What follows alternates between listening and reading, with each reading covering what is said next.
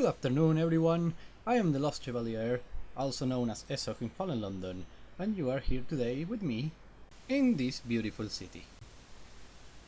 First come first, I'm gonna invite my spouse to an indulgent evening. There is fire in your blood today. How would your spouse feel about doing something thrilling? I will go. I will do it. You must have asking your spouse to an indulgent evening out. Them number the zero organization of way no more than 5 free and 1 free evening. Okay. London awaits. Let there be no doubt. This evening will be delicious. Rackhouse, waltzing in the carnival music tent, the engagement of a private room in the parlor of virtue. So many possibilities. Onward. Now I'm gonna go to the Labyrinth of Tigers. I'm in the Labyrinth of Tigers and I'm going to leave the 4th coil for the 5th, but before that I want to go with the bishop. Nope, not this menu. D with the bishop, and I'm gonna wrestle with the bishop. And I fail, and I become wounded. The vision kneels on your shoulders, pressing you to the cold stone heart. Your left arm shouldn't bend that way. Come on, he shouts. Show me your worth, sinner. I will try again, because I love the bishop so much. He's a perfect character. You succeeded. Worth proven. The bishop rushes you, low and fast. He always opened that way. But there is not much you can do about it. You crash to the stone floor together, heavy and pushing. You are stronger than you were at the first match, and you have the upper hand as often as his grace. You pin his muscled bulk after 5 minutes, and he relents. I won. Onwards. Let's leave the 4th coil. Head to the 5th coil. As far as anyone can remember, the 5th coil has been closed for refurnishment. The false threat of befanged monstrosities on the loose was enough to deter interested parties. The observing tigers, likewise. But now you know the truth, and you have an invitation. Go. The tigers guarding the way to the 5th coil are as muscular as statues of Hercules. Curates bored of speculation on the nature of God turn to a speculation about what they guard. The most common assumption is that they are guarding London from the horrors within. But you know the truth. They are the guardians of the bowls of tribute, where the tigers keep Cole's treasures for the court of the wakeful eye. Onward. Business with the Tiger Keeper, again.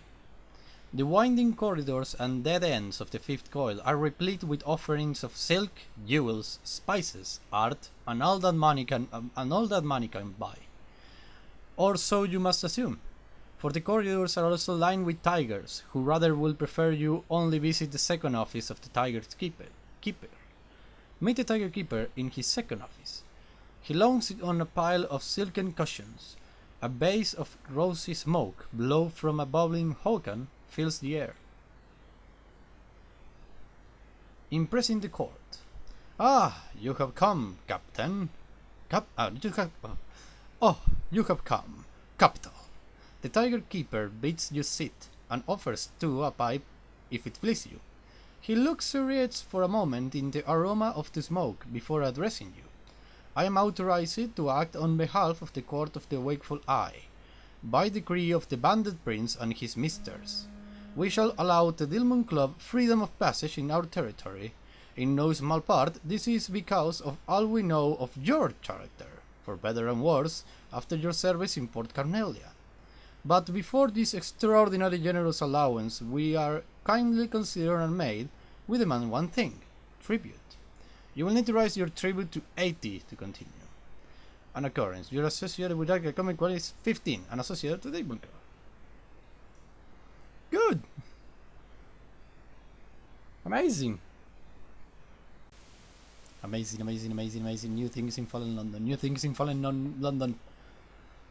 Offering tribute to the Court of the Wakeful Eye. The Court of the Wakeful Eye demands tribute from you, before they shall allow the Delmon Crew freedom of passage within their territory. Another time, you'd rather not offer the Court of the Wakeful Eye anything at this time. No, that one. Offer a term of your governorship. You cannot give them past service, but perhaps you could serve the court in future. Offer the premiere of a flattering ballad. Perhaps you could arrange of them to witness a premiere of new work in the court. Offer the talents of an artist. They owe you. They can repay the debt by fulfilling the tiger's commissions. Offer a plump vicar. The tigers of the court of the Wakeful Eye enjoy toying with them. Maybe they don't even eat all of them. Arrange the visit of a respectable noblewoman. The court is glad always to deepen its ties with London nobility. Offer correspondence plaquettes. Plaquettes. These are some of the finest in your connection, selected especially to flatter the court. Offer a magnificent diamond. It shines like a captive rainbow. Offer a cellar of wine. Do the tigers even enjoy wine? If not, it should still serve as a fine status symbol. Offer an ode in the Elder Continent. A work of this caliber is guaranteed to please the bandit prince. Offer a seizable donation. What could be better? Offer an unrepentant ex-convict who won't be missed.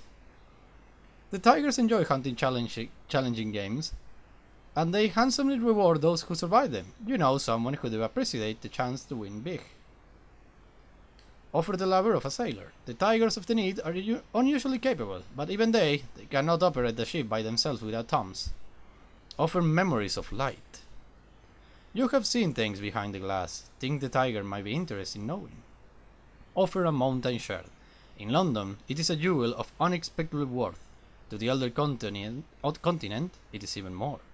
Offer royal blue feathers. Can cats like feathers, yes? Oh, there are so many things to offer. Offer a BB of lucky vessels. The court appreciates a good snack on now and then.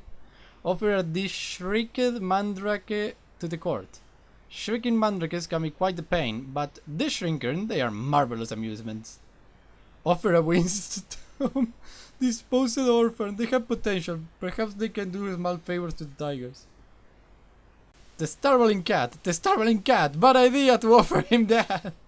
What are you thinking? This will end badly. Offer Puzzle the Mask. It is bowen with silk and secret. This is the kind of things the bandit prince should long in. Okay, let's offer a term of your governorship. Huh. But you could save the court in future. This will cost no actions. Let me see. Term governor in Port Camila will grant you to. The tigers keeper chuffs, sending the colored smoke into a world. I'm sure that your efforts could go some distance to please His Majesty. Onwards. Okay, so I can do that. Offer the premiere of a flattering ballet. Perhaps you could arrange to attempt to witness the premiere of a new work in court.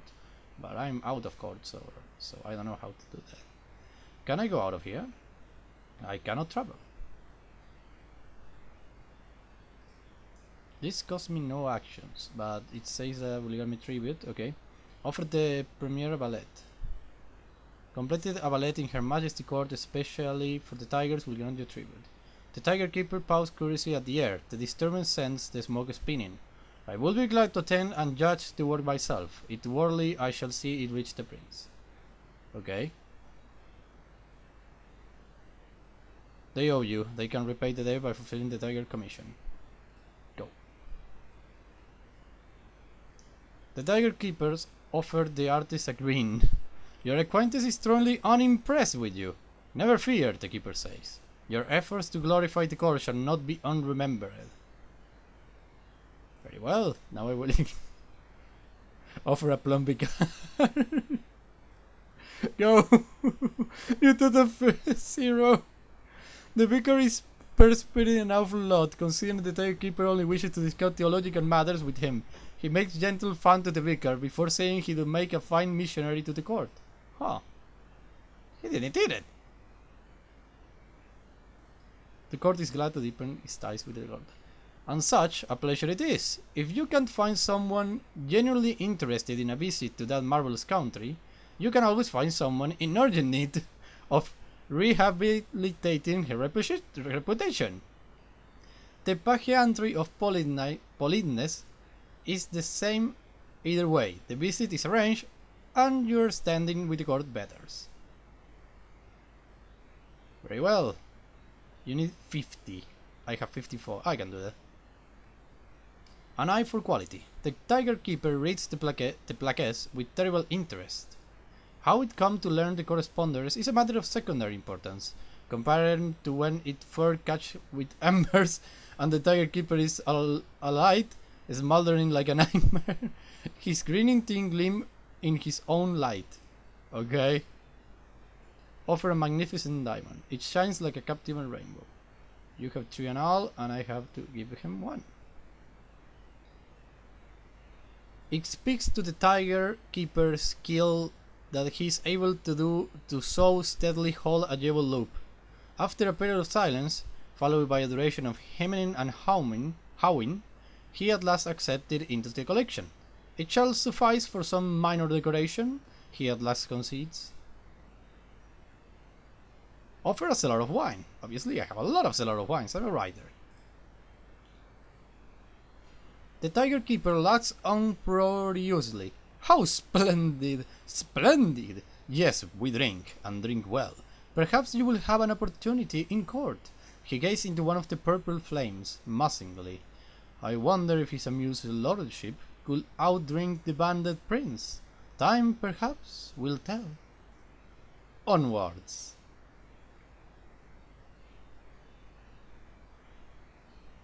Very well, very well, very well, very well.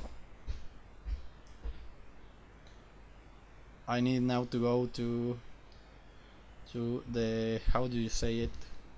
You know what I mean, the colony. But before that, let's end the card deck, and then we go. The Northbound Parliamentarian, always a favorite at Prime Minister questions, although she was once removed from the House for screaming, "What is the number?" over the budget. Tell to her about the Tom colonist. You have heard that she once spent some time at a little-known Tom colony off the main shipping lanes.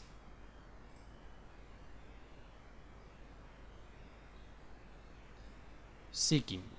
I got the captain drunk enough and he took us right there. They fear me, you know? They fear those who seek the name. Perhaps we can undo everything their will. Perhaps they know the name. Perhaps they took it and hid it in behind a black mirror. What do you think of that, huh? I don't know.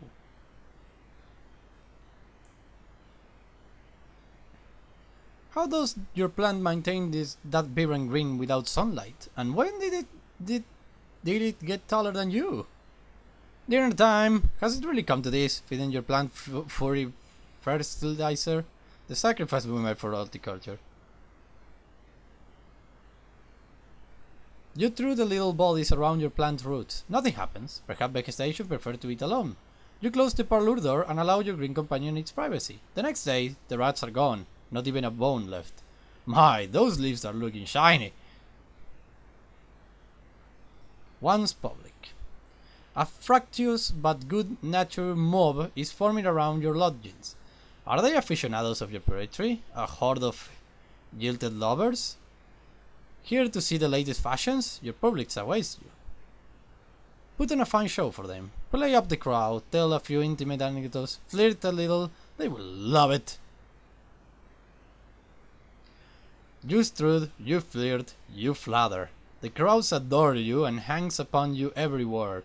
They are rapt by hints about your next artistic endeavor, and long to hear where you might be speaking soon.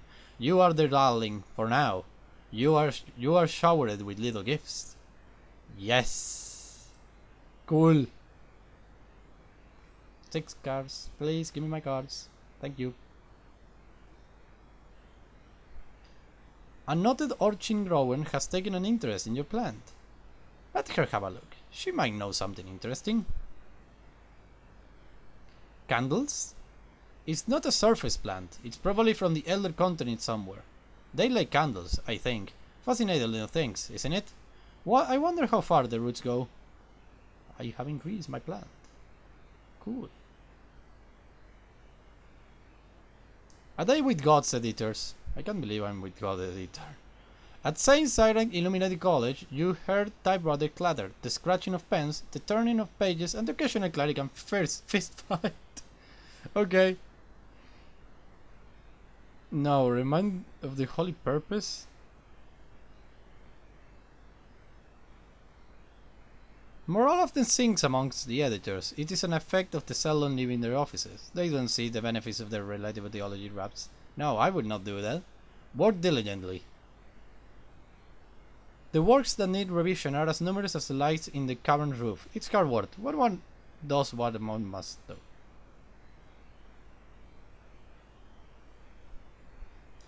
Your neck aches, your shoulders are fuzz mass, and you can't feel your pen finger.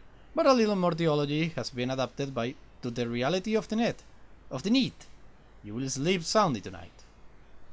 I'm a little restrained, but I'm still an editor. Yes, level 10. I love it. The Seekers of the Garden. There are 1,000 speculations on why death is strange in the Neath. Perhaps one is true. Leisure Enquiries. One of your station does not need to seek stories so assiduously. In time, they will come to you. Whatever that flees from, it fled from the elder continent first. The stories come back to that again and again. But whenever it's something in the water, where it's fallen fruits of the Eden, whether it's the blood of the god whose skull made the cavern, whether it is the art of the presbyterate, no one seems to be quite certain. A golden place across the sea. 4 cards. Bandage and Dust, the Tomb Colonist. The semi-dead of London are encouraged to leave the city, but sometimes they return. They are old and broken and terribly deadly. The Unquiet Dead, once more. Here they are again, the goofing Tom's sister they call the Mercies, clattering up their pantheon. One is smoking a pipe, a chancy proposition for a bandaged Tom colonist. Wine for thrills, the leftmost Mercy croaks. I have a glass of giant activate 4. I never lucky with this. A nasty spill. The Pietus lurches round the corner. Another, it begins to gather speed. You clap your hat to your head. Then the leftmost Tom colonist crack the whip, and you find out how fast this thing can really go. But only briefly. At the very next corner, it's tilted sideways on the 2 wheels, and you fly out like a flung stone, falling in a stumble and tumbling on the pavement. The Python charges on, crow harsh louding drift across back on the wind. I have lost 1 bottle of Broken Giant. God damn it. And Natchez and Pain. The Feast of the Rose. The feast is in full swing. London hums with passion and scandal, and at the center of the city the bazaar circles pulse like fluttering heart. A face from the past. It can be them. Can it? You push through the tavern crowd for a closer look. Impossible. You catch sight of a young beautiful sitting with a clayman in a Bailed Garden tavern. They remind you of another ill-matched couple you once knew. Don't remind yourself. Try to sidle out to the public house before you see any more. No, an intriguing resemblance. Stay quiet to see what you can gather out about the relationship.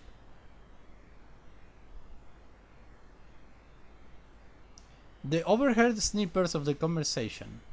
Enough to gather that life is by no means easy to the two of them. True love is not always enough to overcome the grind of poverty and deprivation. Still, they seem happy. Will the Comtesse story have been similar? You have now won a light long ago for Masquerade. You have one touching love story. Watchful increase, melancholy increase, and sadly hasn't changed because it's Karen. A visit for a clock stranger. A heavy, impatient knock at your door. special constables wrap their black greatcoats tight against the fog. A master of the bazaar has come to see you. A review of your work. The master of the bazaar has been observing your breeding program. Mr. Hart wishes to comment on your results. Myself? No. Possessions. My hard-wearing. Thank you. Story.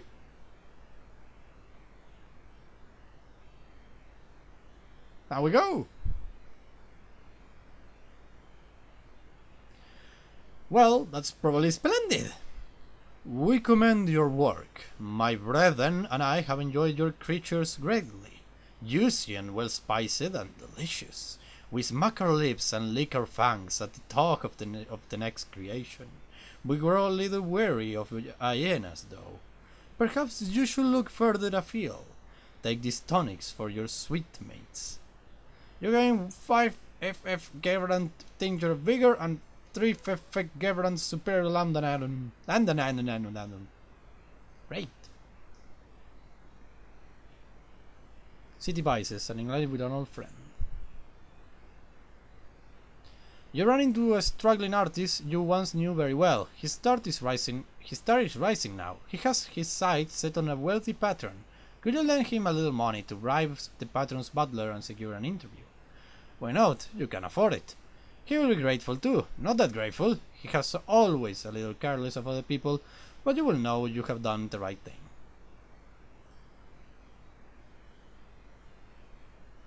A cup of coffee, a chat, a punch of jet fragrance, a lightning and affectionate goodbye that leaves your heart racing. If things had only been different. No, it didn't. I finally go to the point to the girl. So no. Where do I go now? To the docks! Wolf's docks! Wolf's docks! Wolf's docks! There we go!